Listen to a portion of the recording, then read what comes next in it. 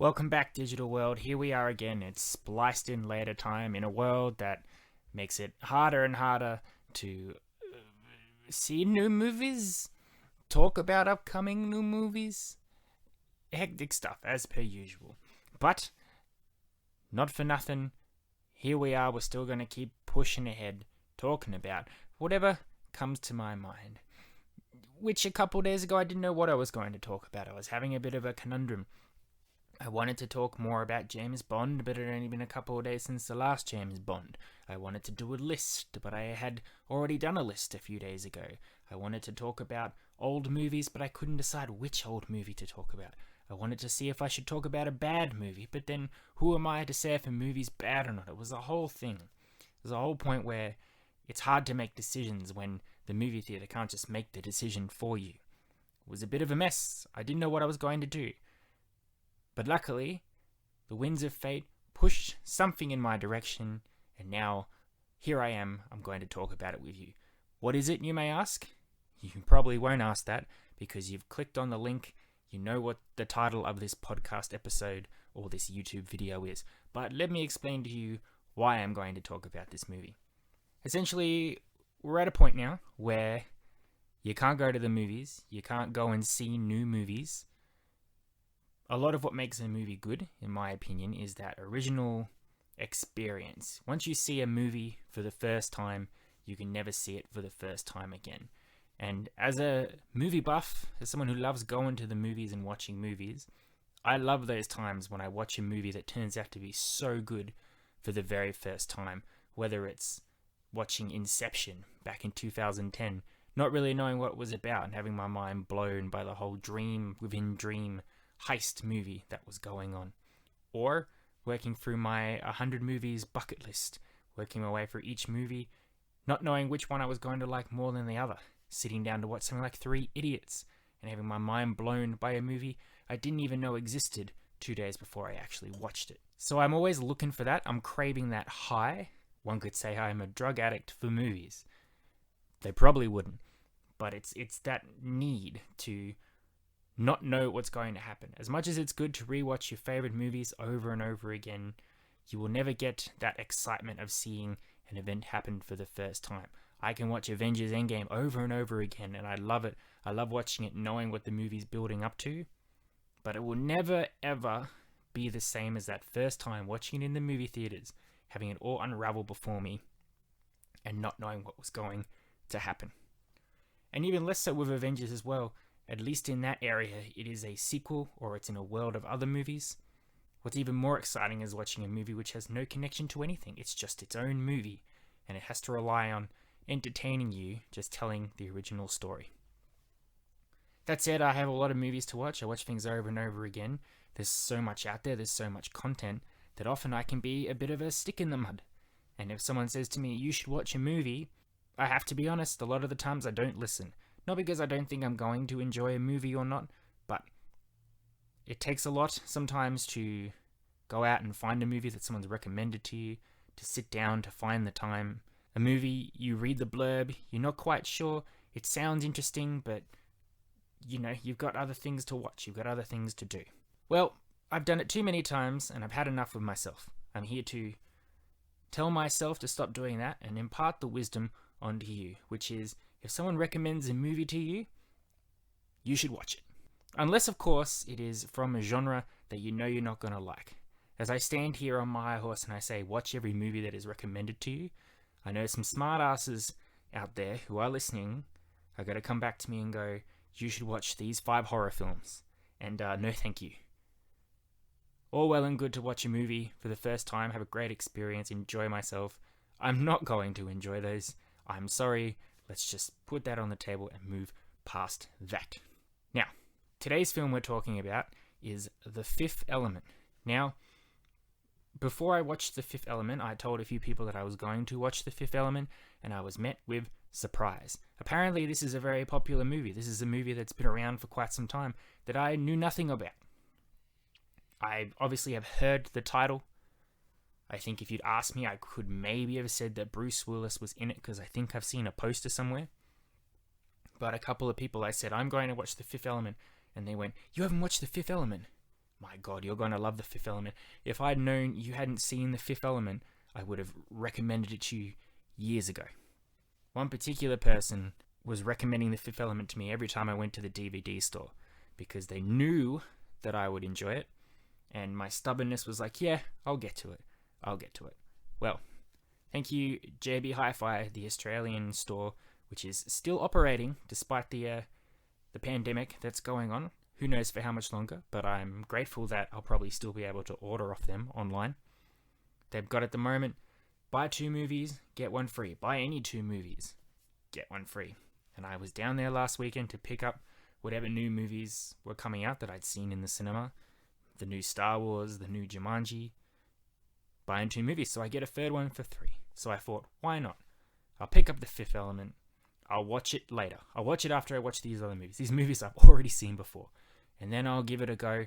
I'm sure I'll probably enjoy it, but we'll get to it. I can tell people I've watched it, and we'll move on. The Fifth Element is a fantastic movie. 10 out of 10. I loved every second of it. The time just flew by while I was watching it, and I cannot recommend it to people enough. How's that for irony? Look at that. I'm coming back to you with my hat in my hands. Now, I don't want to spoil The Fifth Element if you have not seen it, although from the sounds of it, The Fifth Element has been around since 1997, and apparently the whole world knew about it except me. But I know there are other people out there listening to me who don't often give sci-fi films a chance, so they probably haven't given this film a chance. So we'll try and sell it to them, and to anyone else who's listening, who I don't know is listening, who may or may not have seen The Fifth Element. If you have seen it, I hope you're going to stick around to enjoy me saying how much I love it. If you haven't, hopefully you'll stick around to be convinced to watch it. The Fifth Element is a movie directed by Luc Besson, who has directed other such hits as Leon the Professional, and a couple years ago he did Valerian and the City of a Thousand Planets. He's a very interesting director. He has a very special style with his movies, which I really do appreciate. There's a certain wonder to his movies. He sets up really cool worlds, world building, and there's a sort of comic booky cartooniness to the movies that he does. Valerian sets up a whole world in space, which is confusing, but just kooky enough that you understand what's going on. Leon the Professional is a gritty, real look at a hitman in potentially living out our own backyard, but you come to appreciate him and the characters he interacts with, and their whole repertoire going on there is a very unique perspective that you don't get in a lot of hitman movies. Leon the Professional is in fact one of the movies on my top 100 bucket list, and I'll say right now that that is also good. But The Fifth Element, it takes place in the future, in the far future, apparently like 300 years, or 300 years from 1997. Makes no difference from now, that's only 20 years off the 300 mark. It's an interesting world. Flying cars, flying taxis, aliens, trips off-world to cruise ships in space. But it's not too over the top. It is very easy to understand what's going on. There's a sense of real everyday life to this world. There's McDonald's, catching a cab, trains, planes, the whole shebang. Basically, the very simple premise is that an ancient evil that was prophesized to come is in fact coming, and the only way to stop it is to unite 4 bricks, each containing an element. So water, wind, fire, earth. These 4 elements have to be united through an actual human being or a person who is the 5th element. And through all these people coming together, all these things, the great evil will be warded off. Our main character is Bruce Willis. He plays a cab driver called Corbin Dallas. He's just your simple, everyday guy. It's the most acting from Bruce Willis I've seen in a while. I mean, this was back in the time when he actually put effort into his movies, but there is a very likableness to his character. He's driving his taxi one day, and a woman falls in the backseat of his cab through the window. This is a flying taxi cab because it is the future. The woman is called Lilu, played by Mila Jovovich, and as we go along, of course, we learn that she is in fact the 5th element. And there are all sort of parties that are after this 5th element, and Bruce Willis is just caught up in the middle. You've got the sort of main bad guy of the movie, Zorg, played by Gary Oldman, who's after the 5th element for profit. You've got a monk from an old order that's trying to protect her, but in a really weird, peculiar way. You've got the government that also want her to help save the Earth, but the communication skills between them and Dallas are just absolutely ridiculous. Both of them are working for the same goal, but they have no idea. And then you've got intergalactic bounty hunters that are just destroying everything in their path because they want some moolah. They don't know why, they just want some. What I love about the movie, it is fun. It is absolutely fun from start to finish. So much is going on. So many parties are vying for this fifth element. Bruce Willis is just desperately trying to get through the day with no idea what's going on. There's a certain wackiness to every character, which I think is representative of Luc Besson's films. Gary Oldman's Zorg is a very peculiar villain. He's sinister and evil, but then he'll choke on a cherry and you'll lose all manner of appreciation for his character and you'll instantly be like, this guy's nothing, whatever. You've got Chris Tucker I'm sure you've seen a picture of him on the internet, in big golden dress and gold hair, who basically is not connected to anything at all. He's just caught up in the events. He has no idea what's going on. He doesn't understand what's going on, and he just screams and yells. Looking back on the movie, he didn't really do anything, but he was there, and I enjoyed him being there, and I'm glad he was there. Mila Jovovich, I've not seen her in much things. I hear she's okay, but I've not seen the Resident Evil movies. I did really like her in this. I thought she was great. As I said, Bruce Willis is great. Basically, it is just a series of events. It is just going from point A to point B, everyone vying over this fifth element, just to get to the end of the movie where they can save the day.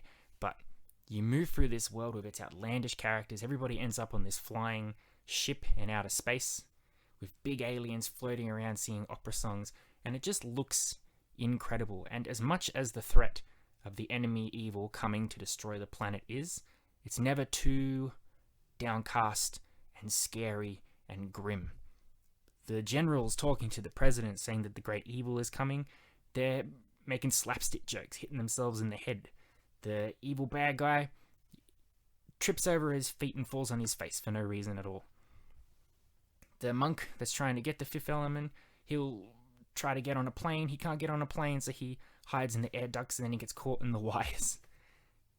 Everything going on is just so fast-paced and so strange, but it is a lot of fun.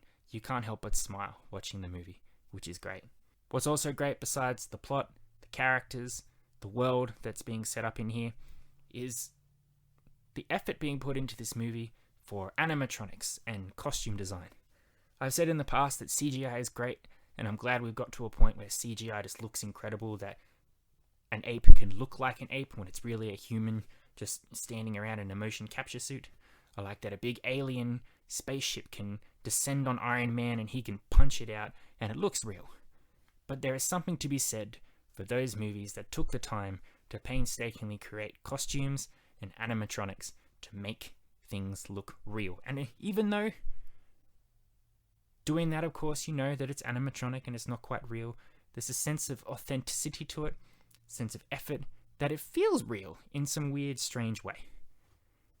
Very much in the way that Jurassic Park will always remain one of the greatest movies of all time, because that T-Rex and most of the dinosaurs are animatronic stuff that are terrifying and imposing because they look real, because they are real. They're actually there on the screen with Sam Neill.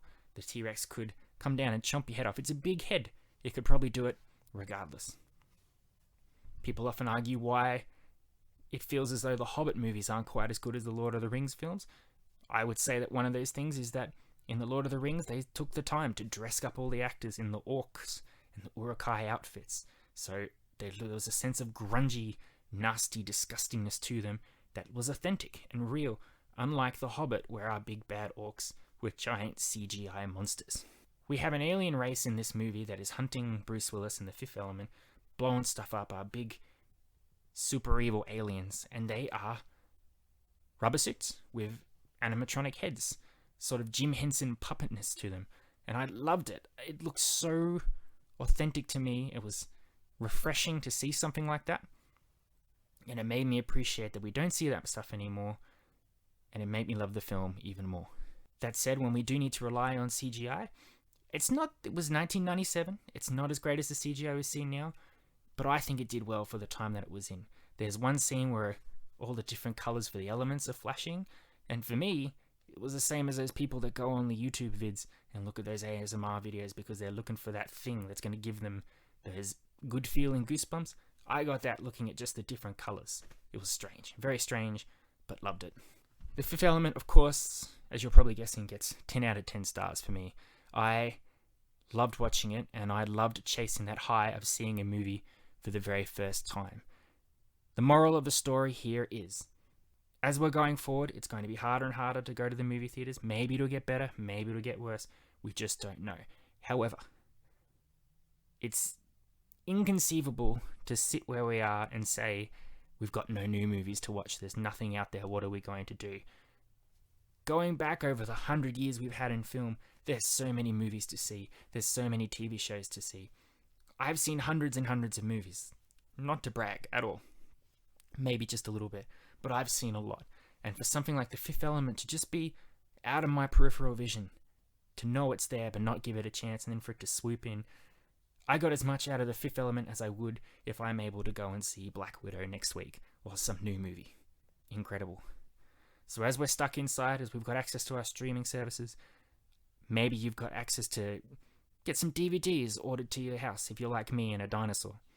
Maybe you've got some old videos, maybe you've got some stuff that's been lent to you. Maybe one of your friends is telling you that you should watch this movie because you will like it. Give it a chance. Get that new movie experience from a movie that's existed for 30 years. It's all we're going to get for a while, we may as well give it a chance. Going forward, I'm definitely going to try and listen more when people recommend movies to me. That's it, as long as they're not horror films. I can't wait to find the next movie that I get to watch for the very first time, absolutely lose my mind over how good it is, and come back to you and talk about it. So as I leave you, as we sign off, I hope if you've seen The Fifth Element, you're thinking of giving it a rewatch. I hope if you haven't seen it, you're thinking of giving it a try. I'm hoping maybe there's a movie you haven't considered watching, but maybe you might do it now. Doesn't have to be The Fifth Element, but just something. Get that movie fix from somewhere while you can. The cinemas will open, we'll be able to go back, but until then, there's maybe 1 or 2 movies out there we could all give a try. Thank you very much for listening. As always, it has been a pleasure to talk to you. I hope I brought some entertainment to you in these stressful times. And I will, of course, be back next week with something else. Who knows what? I sure don't, but we'll find out together, won't we? Until then, I love and appreciate you. As always, you've been spliced in later. Adios, muchachos. I'll catch you next time.